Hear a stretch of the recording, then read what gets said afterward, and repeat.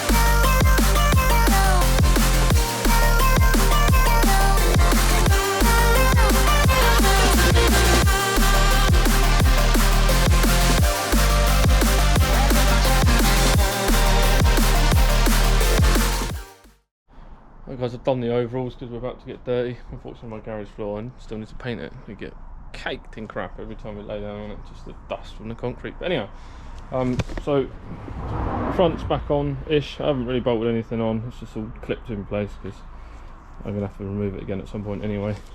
But figured out the oil cooler goes this side, not that side. Doesn't fit that side. The fittings hit the intercooler, so fits that side.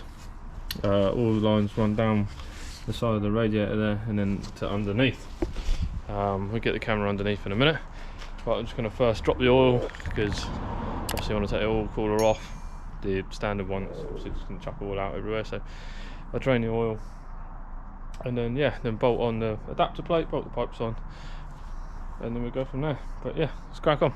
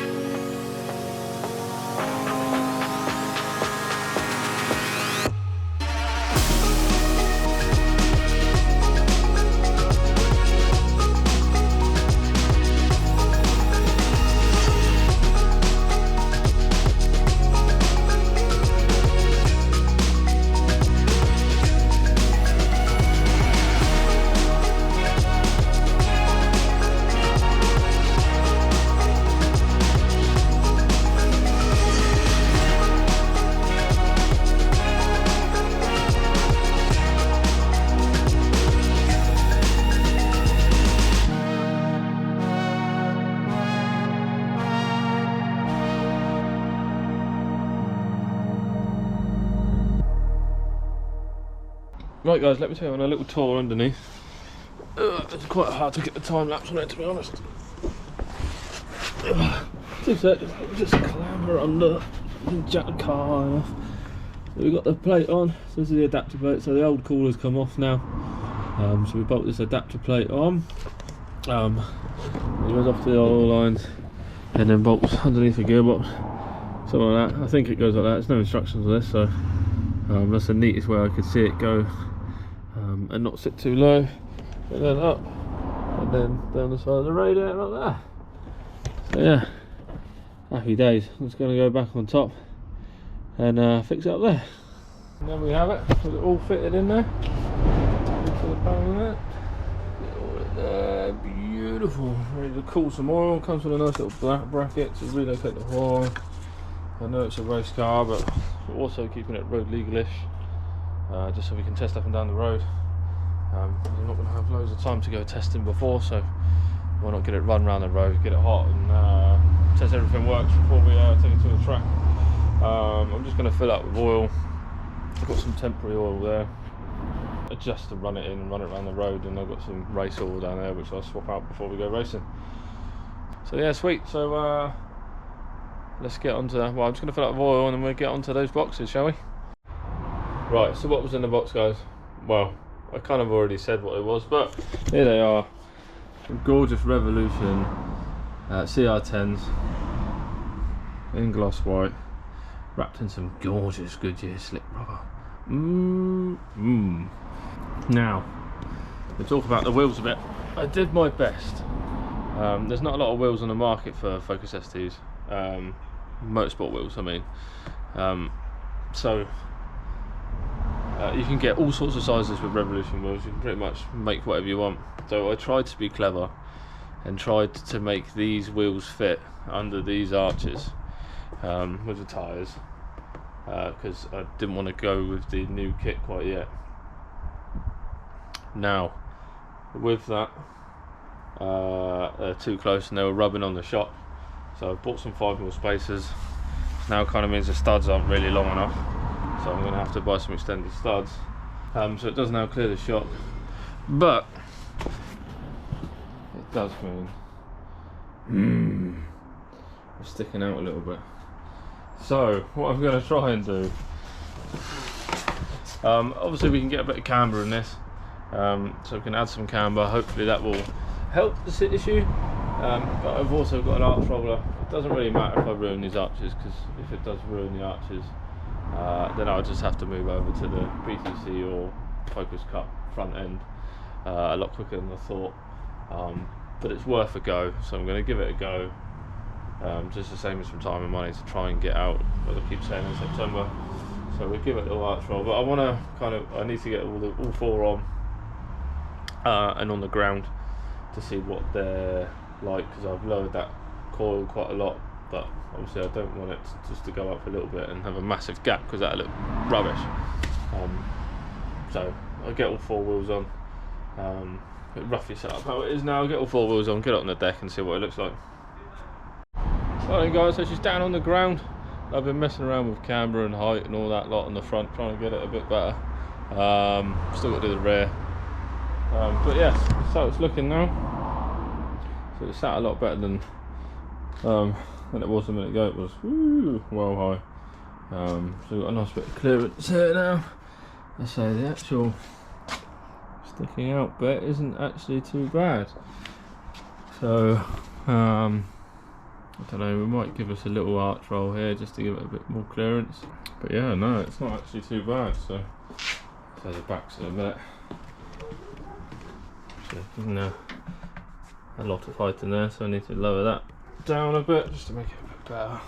And then once it goes to Chris will sort it all out, because he's the main man, isn't he? So I'm just going to mess around with it to make it look good, and then Chris can set it up to make it go fast. But yeah, so the wheels are on, it's looking sweet.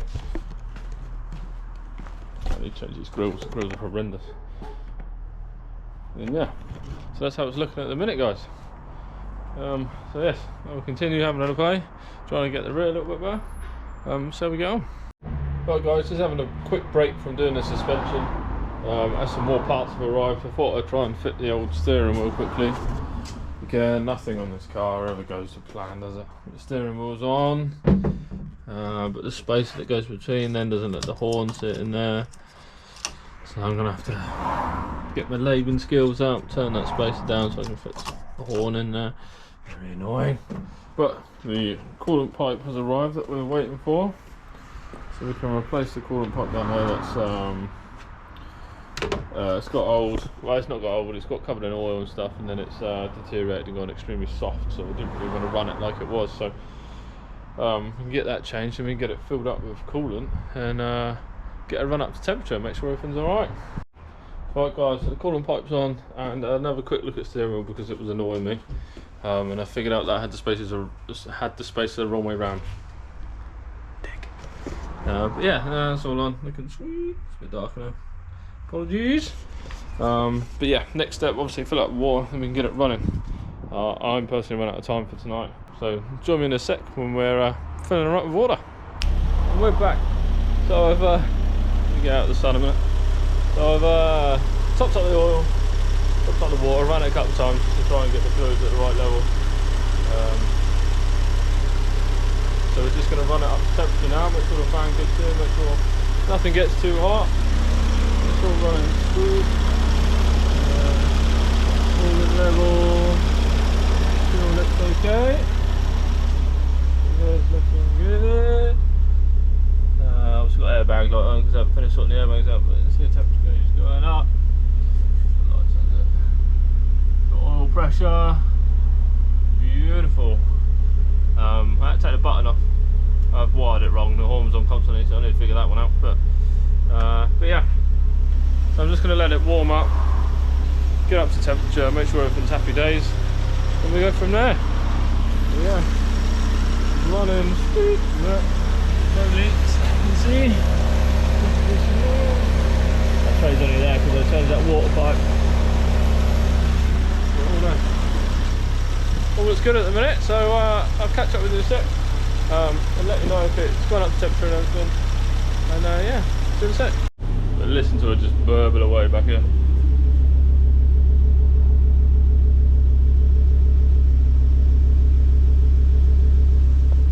Gotta love a 5-pot, don't you? Alright guys, so I've run it up for quite a while now. Everything's getting warm, radiator's nice and warm, that side fan's running there. All the cooler's nice and warm. Sorry if you can't hear me that well. Gauges are all staying the same. The water's not going above roughly 90. Oil temp's built up nicely. Give it a little tickle.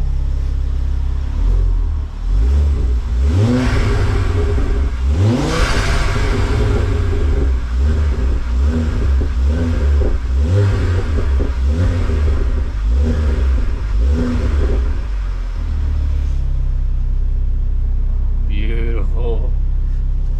Let's get racing. So I just flipped it off. I just thought that obviously when I spoke to the engine builder, he said that it probably had a dodgy map on it.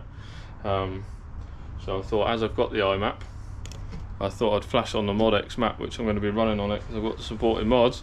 So she is now currently just flashing the new map on, which hopefully should give me sort of 300, 320 brakes, something like that, which is what we're aiming for. Obviously I'm not going to know till I put it on the rolling road, but that won't be for a while. I won't have time to get it mapped or get it on a rolling road. So I thought this is the probably quickest solution to my issue. So I didn't want to run it how it was. So yeah, that's just flashing on now, and then we'll get it started up, and I'll let you have a little listen. Yeah, so that's all uploaded now. With the flips on, things have got a little louder. But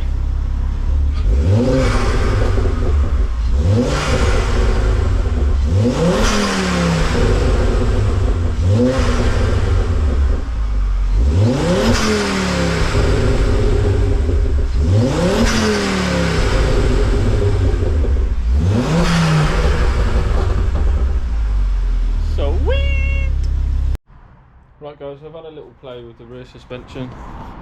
It's sitting a little lower now. I think I still need to go a bit more. But I will have a little play with it at some point. So some packages down here.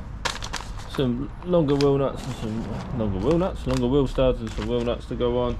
I need to change front bearings and all that stuff at the same time, so I'll do that. I do apologise, the video's probably getting a bit odds and sodsy now, but I'm just fitting stuff as it arrives and getting all the other little bits done. So I've got some more stuff on the way, which I will show you again probably in the next video. But yes, obviously we've got to fit the brakes, brake disc down there, got the PVS brake pads to fit, rain light, isolator, fire extinguishers on the way, and some more other stuff. Right guys, so that's it for this video.